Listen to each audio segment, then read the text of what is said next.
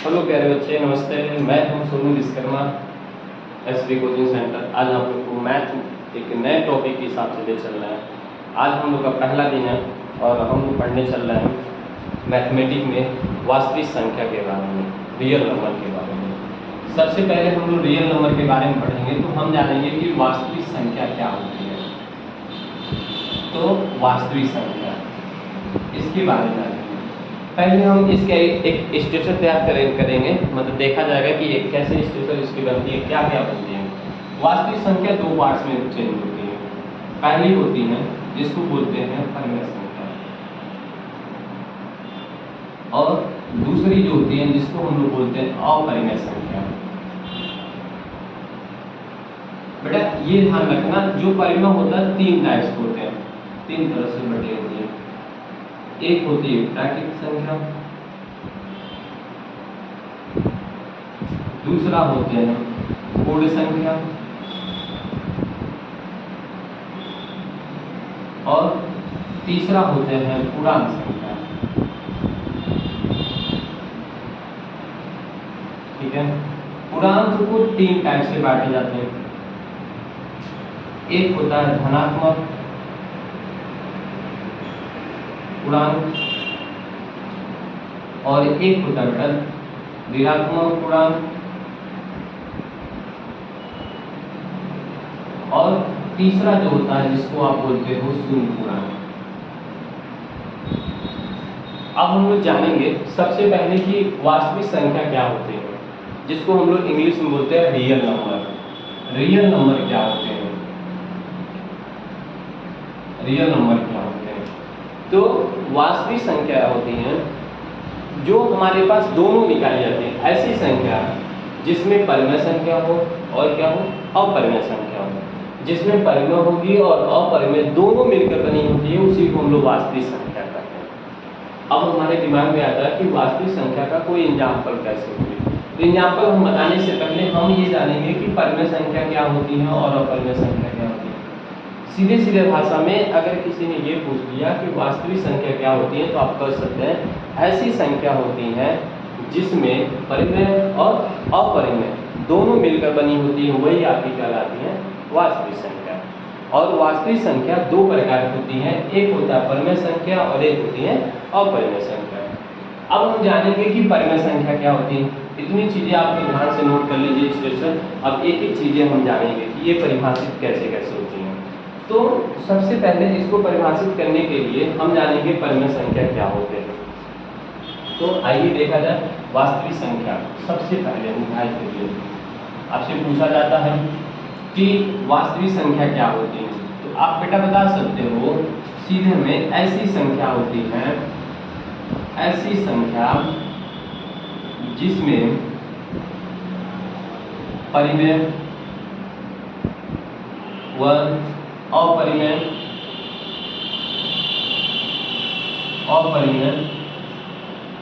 दोनों होते हैं, उसे वास्तविक संख्या कहते हैं। क्या कहते हैं? वास्तविक संख्या कहते हैं। ठीक है, अब यहां से ये पूछी जाती है कि वास्तविक संख्या कितने प्रकार की होती है। तो आप कह सकते हो कि वास्तविक संख्या दो प्रकार की होती है। वास्तविक संख्या जो होती है दो प्रकार की होती है, दो प्रकार के होते हैं। अब दो प्रकार के कौन कौन होते हैं? एक होता है बेटा परिमेय संख्या, रियल नंबर, परिमेय संख्या, और दूसरा जो होता है जिसे हम अपरिमेय संख्या कहते हैं, अपरिमेय संख्या। ठीक है, अब हम लोग जानेंगे कि परिमेय संख्या क्या होती है। सबसे पहले हम लोग ये डिनोट करेंगे कि परिमेय संख्या क्या होती है।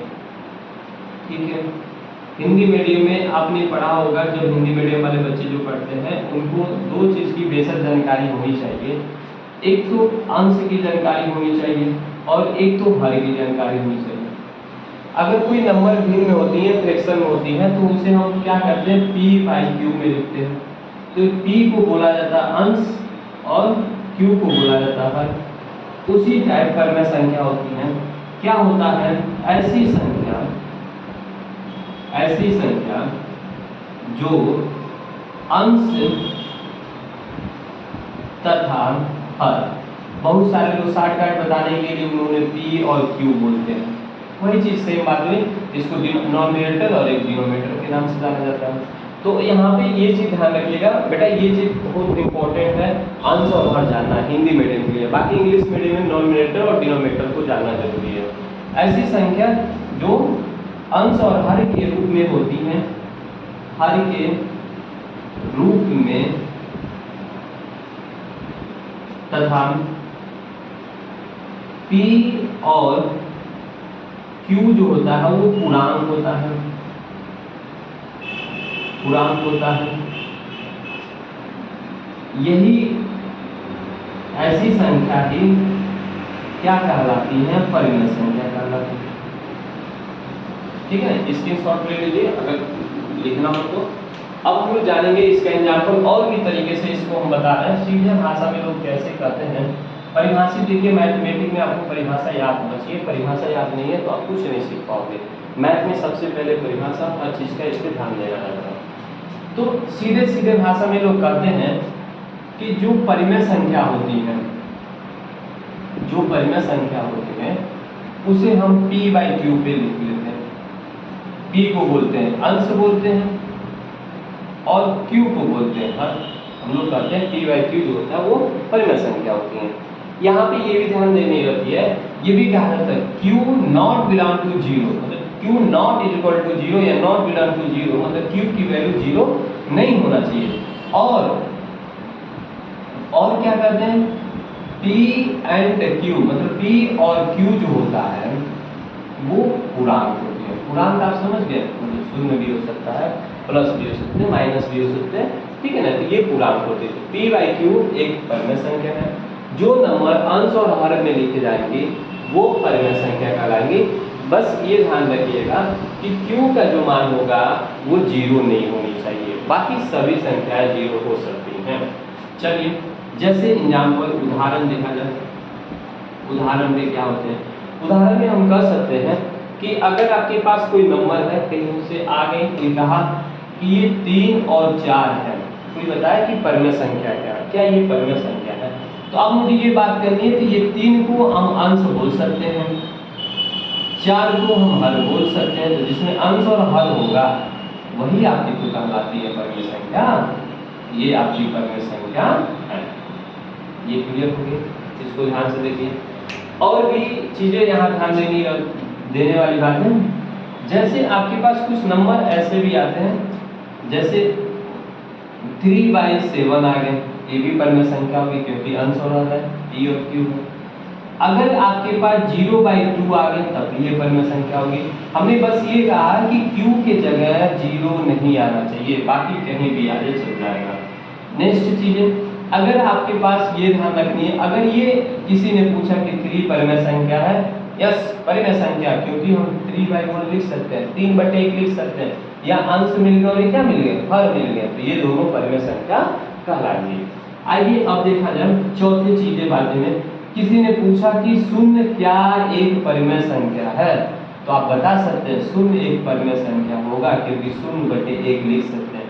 ये अंश हो गया और ये क्या हो गया? हर हो गया। आपका हाँ यस, शून्य एक परिमेय संख्या है। और इसका रीजन कोई पूछा तो शून्य एक परिमेय संख्या है, Q के जगह 0 नहीं है, बल्कि P के जगह Q नॉट बिलोंग टू 0, मतलब Q के जगह 0 नहीं होना चाहिए। अगर दूसरी चीजें, अगर आपके पास 3/0 आ गए तो ये परिमेय संख्या नहीं है। तो क्लियर हो गई? परिमेय संख्या क्या होती है?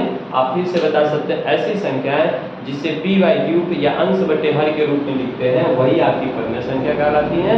और वो परिमेय संख्या जो होती है P/Q, Q not belong to 0, और Q और P जो होंगे वो पूर्णांक होनी चाहिए। इस चीज पे ध्यान रखिएगा, बाकी आपकी आंसर हो जाएंगे। अब हम लोग सीखेंगे अपरिमेय संख्या, ठीक है? तो आप थोड़ी सी देख लीजिए। अब हम लोग सीखेंगे अपरिमेय संख्या फिर